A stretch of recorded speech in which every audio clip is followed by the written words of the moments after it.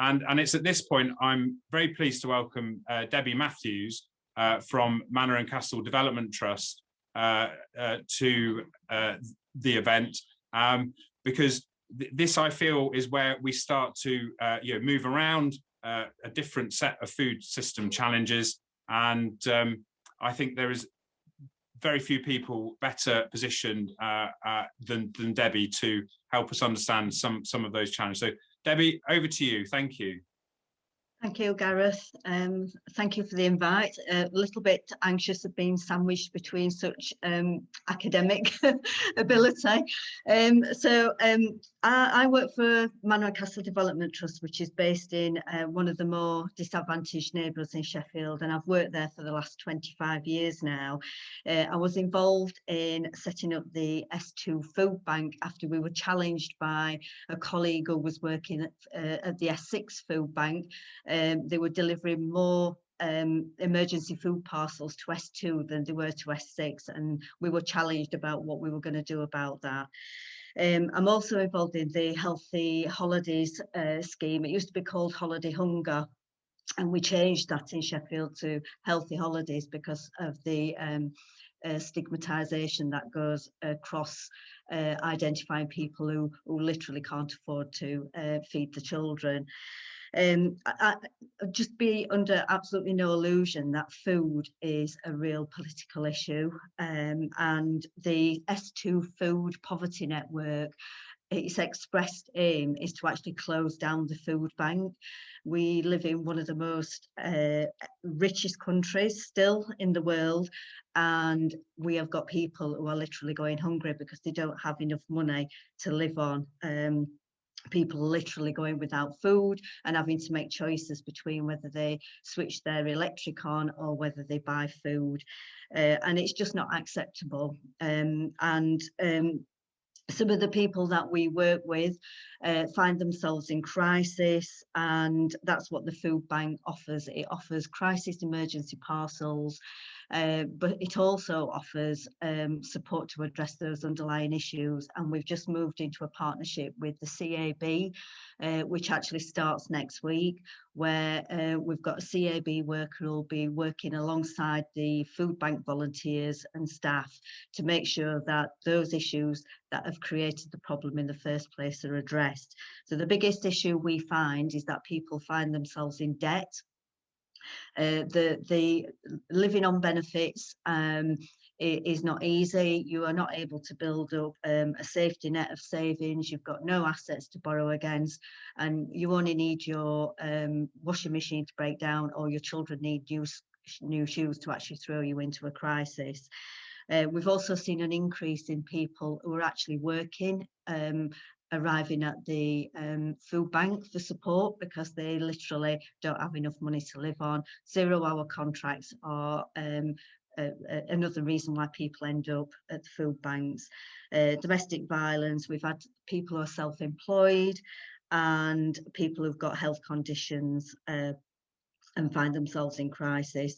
So the benefit system is no longer a safety net for people. And I think it's quite interesting that as part of the pandemic, the universal credit, there was an additional £20 given to people, and that will come to an end at some point. But the irony is, if it's okay for some people who just find themselves in trouble because of a pandemic, are awarded that additional £20, why can't people who are needing that support also get that £20 long term? So I think there's a real issue around the narrative around people who find themselves in difficulty that we need to challenge. The policies of national government and the way that the media portrays people as benefit dependent and not worthy really frustrates me. And we've had these conversations before with Opus and other colleagues around how we challenge that narrative. Essentially, poverty is structural. Capitalism requires a proportion of the population to be insecure because that's the way that they keep wages down. It's how they keep people nervous and anxious about their futures. And the concept of class has become toxic.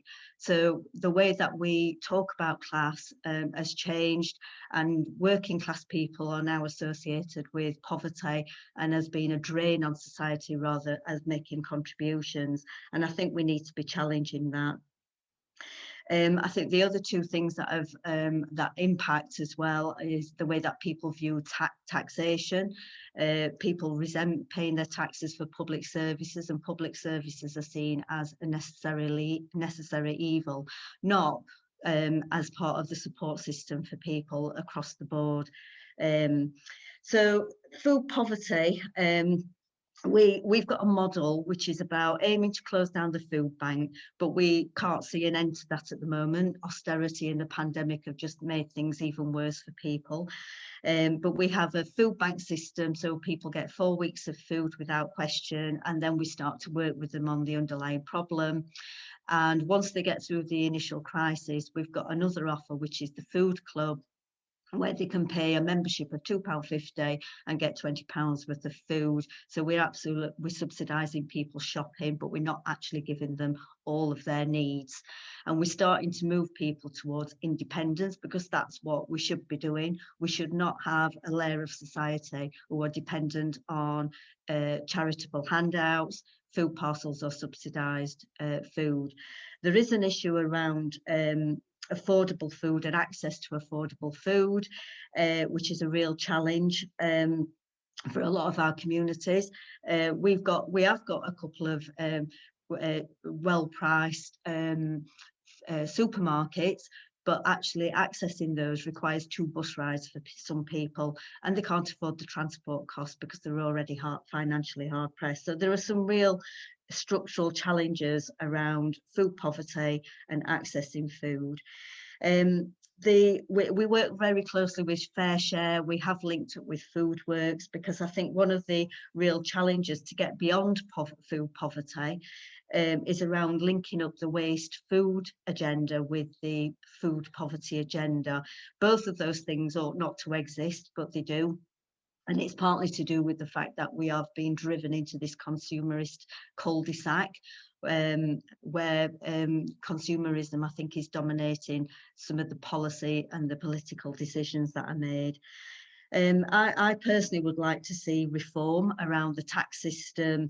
I'd like to see the housing reformed. We've got real challenges around affordable housing, where private sector housing, private sector rented accommodation are charging above the housing benefit cap, which means that people have got to, in order to get housed, have to pay that difference between the housing cost and what they can actually claim in housing benefit, and that is creating debt for people that they can't afford.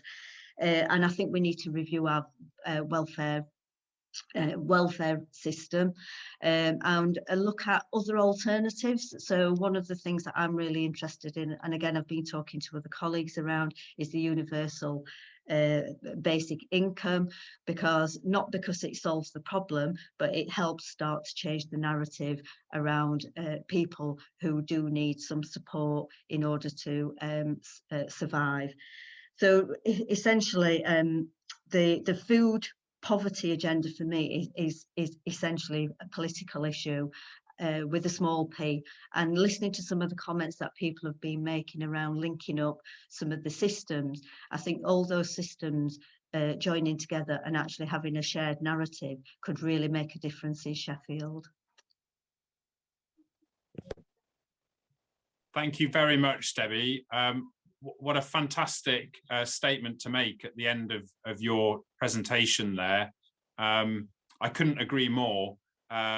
This is what events like today's are all about. So thank you very much for bringing the issue of food poverty to the forefront of our minds. And the key thing there for me resonated the most was just that clear statement about structural challenges. Immediately going well beyond just the simple step. I say simple, but the simple step of feeding people.